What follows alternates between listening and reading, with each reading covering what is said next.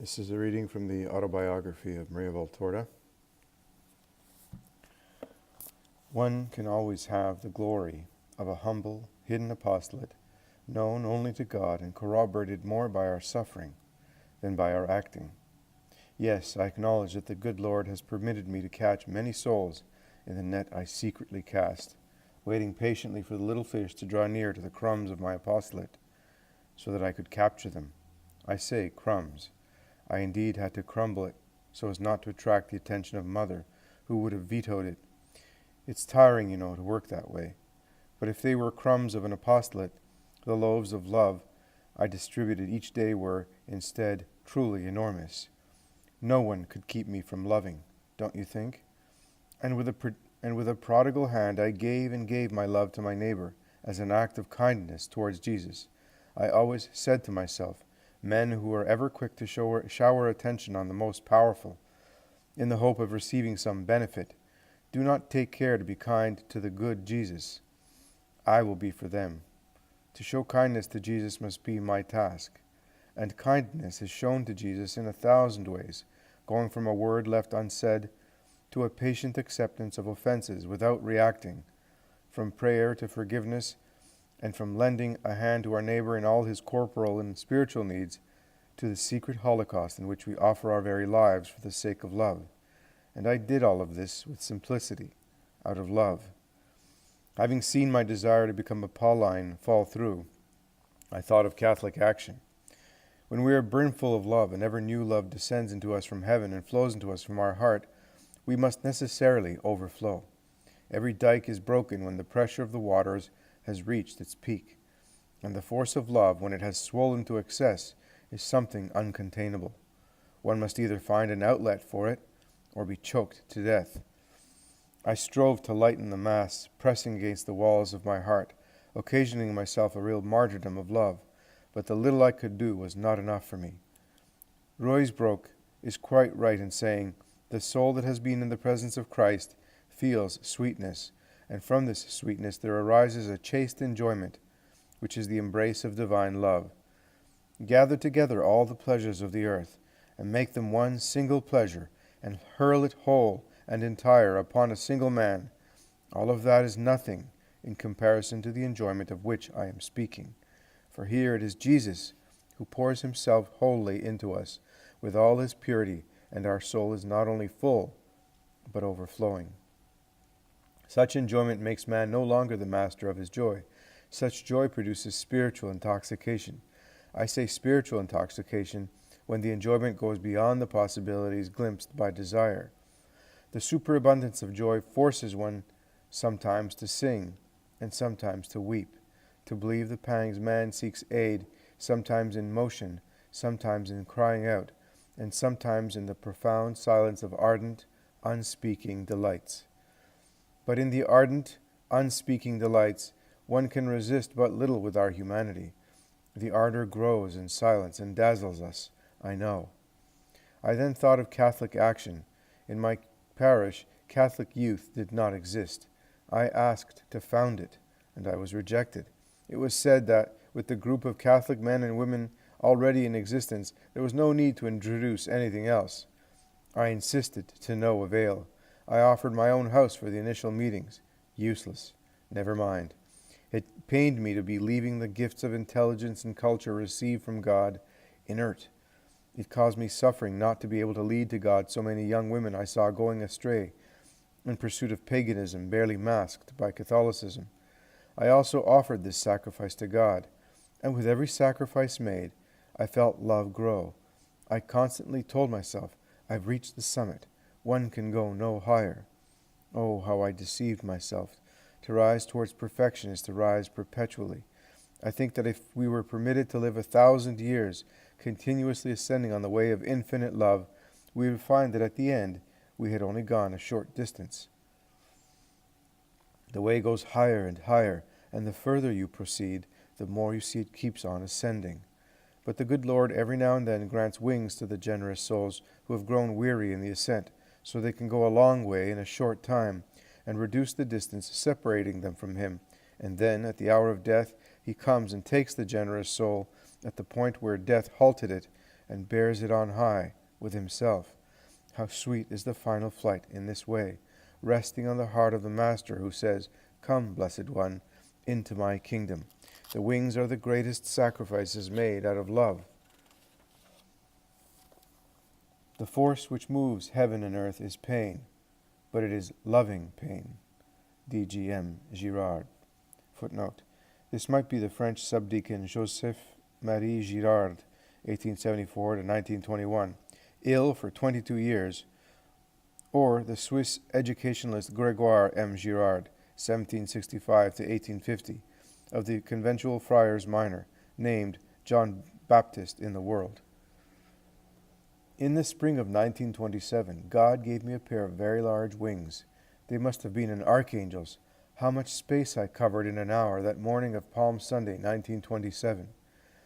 In January 5th to be exact, a young Navy officer had come on leave to visit his father, a major general, and his mother.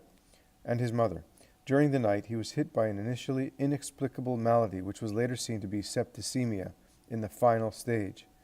The general, our friend, rushed to us on January 6th, begging me to go there, for they had by now lost their heads. They had been in Viareggio for only 3 months. I went there and stayed on until April 29th, 1927. I defied the danger of infection, which all fled. Many went to my family to say, "Pull the young lady out of there. That fellow is consumptive." But how could my parents refuse their distressed friends a favor? And why was I, who had cared for so many, to deny that patient care? For 3 months I contended with death for him, without weariness or aversion, at his side from 7 in the morning until 9 in the evening, and beyond, and during the nights when he hovered between life and death. At night as well, I would come home tired and still work so as not to weary my mother. The young man finally improved. The different physicians said I deserved over half the credit, for I had not only cared for him correctly, but dosed the medicines judiciously. I had really become scrupulous about this later, but cannot speak to you about it because your brother in religion, Father Antonino Silvestri, told me not to speak of it any further. I obey his will, even now that he is gone to God. You wouldn't believe the joy I experienced the day I could have my patient get up for the first time. His parents rejoiced and exclaimed, "How can we ever thank you?" But I had already received my thanks from God, for I had cared for that life with the intention of helping him towards a Christian death. If he was destined to die, or making him grateful to God if God made him get better, and I felt I had succeeded, I wanted nothing as a reward. I courted only a rosary the young man had bought at the convent in the Garden of Olives in Jerusalem. Unfortunately, the family doctor, on the evening of April the 8th, departed with the following consideration: "Now you'll make this young lady a fine present. In addition to the way she has looked after him, she has enabled you to save an enormous sum of money. With paid nurses, 3,000 lire would not have sufficed." The doctor could have done without saying this, but if he said so, I am not to blame. Don't you think? All right. I replied, "Oh, for goodness sake, I have had the satisfaction of saving a life. That's enough. At most, the lieutenant could provide me with a rosary, like the one his mother Adalgisa has. I would gladly accept that." The next morning, I went as usual to the general's house to help my still very weak patient to get up. I was going then from 9 to 12, and from 3 to 7. I had bought the blessed palm, and was taking it to them, who, after having received so much from God, were not grateful to God. With that holy branch, I hoped to remind them of approaching Easter. I went in. I saw his mother first of all. I greeted her, offering her my olive branch. She turned her back to me without returning my greeting. Since I knew she was very eccentric, I did not pay much attention. I thought she had quarreled with her husband, which happened quite frequently. I entered the patient's room. He had already gotten up and was sitting in an armchair between his father and his brother. All three of them were quite embarrassed. "Already up? Wonderful," I said. A little smile was all the reply I got. I went towards the kitchen to see if his mother needed anything. I was still holding my olive branch. I was assaulted by a blast of reproaches. My poor olive branch was hurled into the garbage, and I nearly joined it. I was accused of wanting to impose myself and establish myself in a home, of having made insinuations to the doctor to put forward claims which, if frankly stated at the outset, would have been rejected. I was finally told that I was too old in regard to the young man to be able to think of conquering him. Not at all true. I had gone because they had asked for me insistently. I sought nothing, much less to conquer that fellow. I now belonged to God, and forever. I felt a great urge to pay that ungrateful and uncouth woman back in her own coin, but it seemed to me that Jesus was asking me for the sacrifice of my self-respect on that day when his passion was beginning. I left the kitchen without a word. If I had opened my mouth, I would have said too much. I then preferred to remain silent. It is not cowardice to keep silent in certain cases, but rather heroism. I went back into the patient's room and, as if nothing had happened, remade his bed and set everything in order. In the meantime, my feelings calmed down. I then told the general I deemed it fitting to refrain from coming to their house at that point. He stammered, "That's the right term," some lame excuse which confirmed my judgment of the regrettable incident, whose real cause was the fear of having to compensate me somehow. How little they knew me, and my father and mother. The woman, who had gone out shopping, returned. I greeted her, and, subduing myself, which rebelled against going so far, I apologized for what I had not done. I confess to you that I was sweating. I, who had always acted correctly since childhood, so as not to have to apologize, was now humbling myself in this fashion, without having done anything wrong, but rather after doing good. But it was Palm Sunday. What better preparation could I make for now impending Easter, for Jesus, who was going to die in mystical commemoration of his sacrifice to free man from sin, and especially from the sin of pride, which had ruined our first parents and their descendants? Was I not to offer this act of love? I went back home saying nothing except that since the patient was now in a position to get along on his own, I would not be visiting him any more. I said nothing else, so as not to unleash my mother's wrath, which would not have respected either the general or his wife.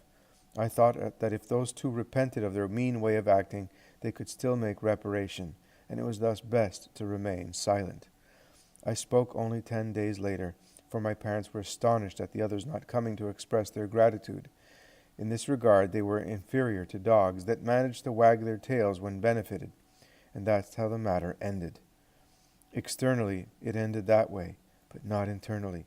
My Savior divinely compensated me for having managed to be meek and humble in his likeness, and out of love for him, I had offered my humiliation to him as a sudarium for his face, close to mortal sweating.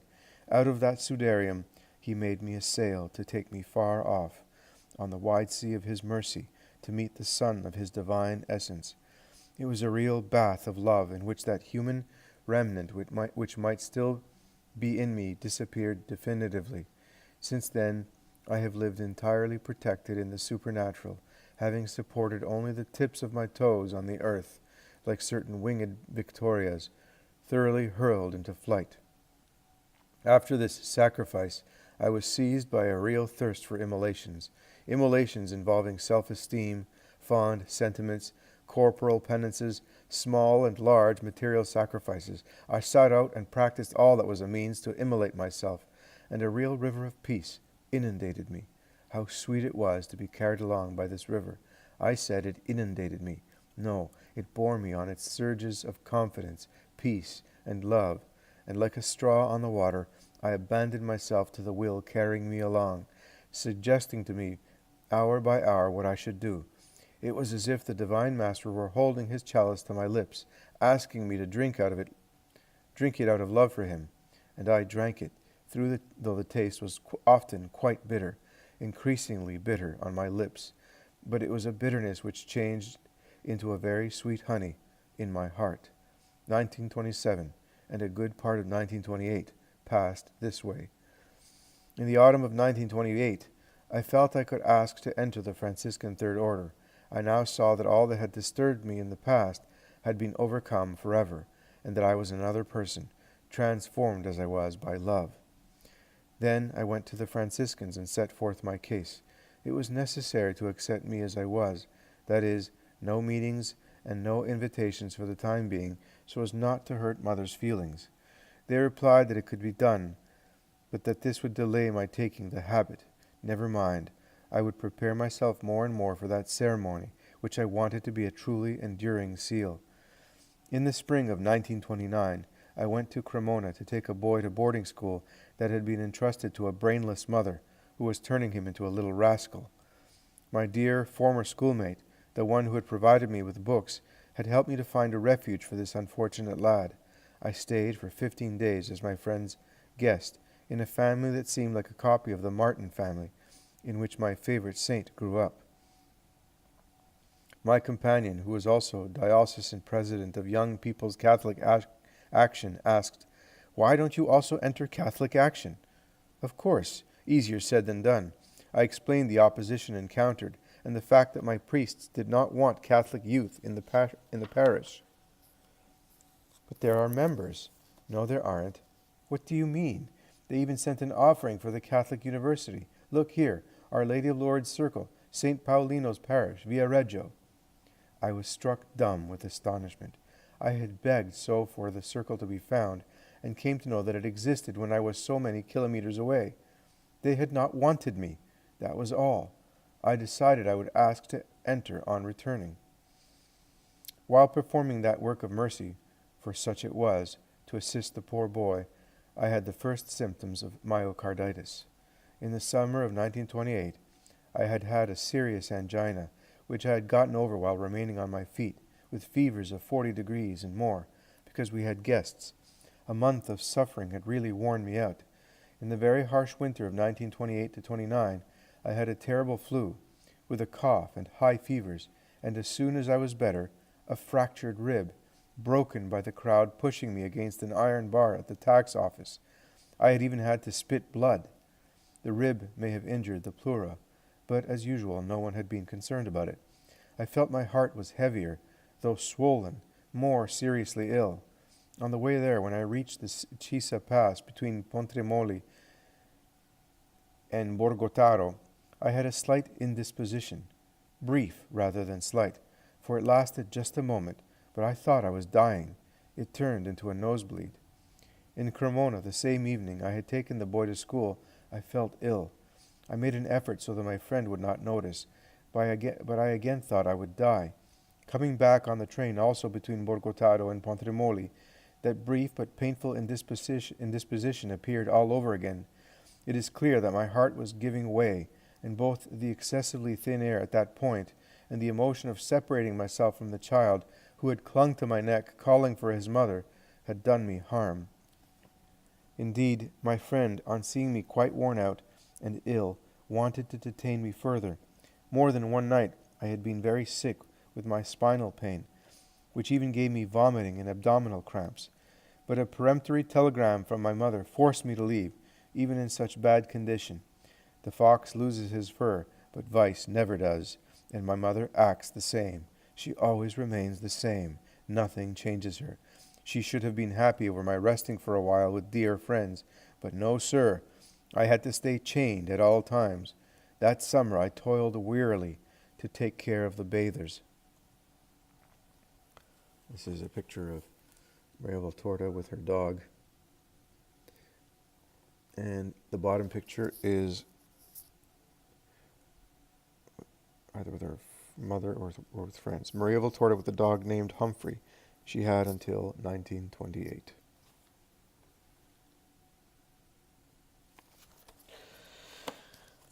That summer I toiled wearily to take care of the bathers. In the fall I even walked entirely bent over towards the right. The parish priest had again rejected me for the young Catholics. Another priest had said, "Oh, don't be concerned about Catholic Action. It's not worth it." And a third had put me in Catholic Women, where I was out of place. My mission was to instruct the young women, but it was denied me. Years before I would have gotten upset. Now I prayed, and that was all. My will was to do the will of God, and I did not grow fuddled if things went amiss. On the other hand, having been so unhealthy, I hoped that God would accept my self-offering as a victim, and was preparing to consummate it. How this attracted me and consoled me for everything. If poor men who work themselves into a rage over momentary things could grasp and savor how sweet and pacifying detachment from life and all its attractions is, how amazed they would be. They think sacrifice and pain, whatever form they may take, are grievous to undergo for the generous soul, as they are for their souls, afraid of everything, if not outright wretched. But they are quite mistaken. Sacrifice is no longer an effort, and pain is no longer a torment for the generous soul that lives in a special light and atmosphere, clothing sacrifice and pain in a garment different from the one appearing to the eyes of the faint-hearted. Everything loses human value for the victim soul and takes on supernatural value. Health and illness, the success or failure of a given enterprise, and joy and pain are indifferent from a human standpoint, and only welcome if a supernatural good can be obtained from them. The generous soul is rather concerned about one thing alone, the question of not suffering. In this is found the reversal of values. For the common man, the subject of suffering, the subject alone, is a source of terror. For the generous soul, the subject of not suffering enough is the cause of fear, and of redoubling one's entreaties so that God will grant the joy of suffering. All its labor here below is summed up in the desire to do something pleasing not to itself, but to God. And if to reach this goal it is necessary to suffer, blessed be suffering.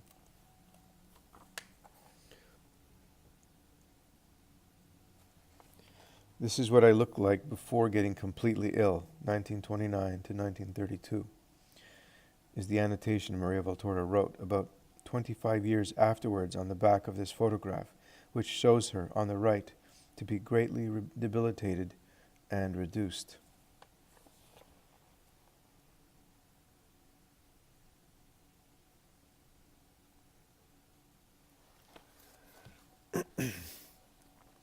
Hence, the generous soul's inability to suffer in the bitter way characterizing the ungenerous. Giuliani, please call the main office, extension 6003. Ms. Giuliani. Hence, the generous soul's inability to suffer in the bitter way characterizing the ungenerous. Pain remains, for it is inevitable, but not as an enemy, as a friend, helping us to keep rising higher and higher. Just the thought that this pain, abhorred by so many, makes us similar to Christ and the continuators of his work, gives us an unquenchable thirst for ever newer and more profound sufferings. Mr. Pimentel, please come to the main office. Mr. Pimentel. And, reflecting that infinite mercy grants us poor, ephemeral creatures prone to sin, the honor of becoming like him in the work of redemption, of mixing our blood with his divine blood in the chalice, leads us to dizzying heights of love and gratitude. Our only fear is not, indeed, that the chalice of pain will be brought to our lips by the hand of God, but that it will be removed from our lips, which no longer want to taste anything but this, savored for the first time by the Redeemer. The generous soul has annulled its will to such an extent that of itself it is not concerned with seeking either suffering or joy. It has donated itself with its hands and feet tied to its sweet immolator, and entreats him not only not to spare it. Every new wound is an unequal jewel in its sight, and if tears fall, because pain crushes our fibers and the flesh moans, other droplets of weeping join themselves to those tears, tears of joy for the grace of suffering God grants to us. The first torment of the immolator is that of love, such an exclusive, potent love that it alone suffices to consume life. The second is pain, such a proteform pain that without God's help it would kill any human creature.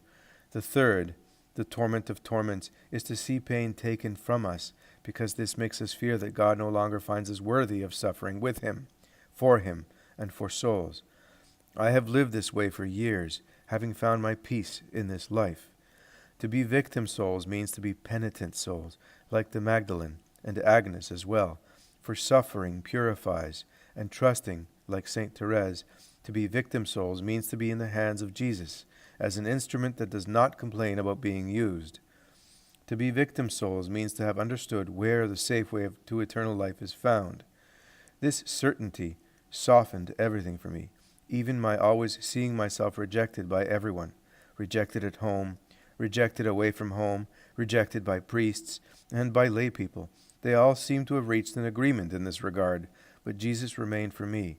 And so, at the end of December 1929, there were spiritual exercises for the members of Catholic Action in my parish. They were directed by Monsignor Sanguinetti. I attended them with pleasure, and after so many years in which I had been deprived of them.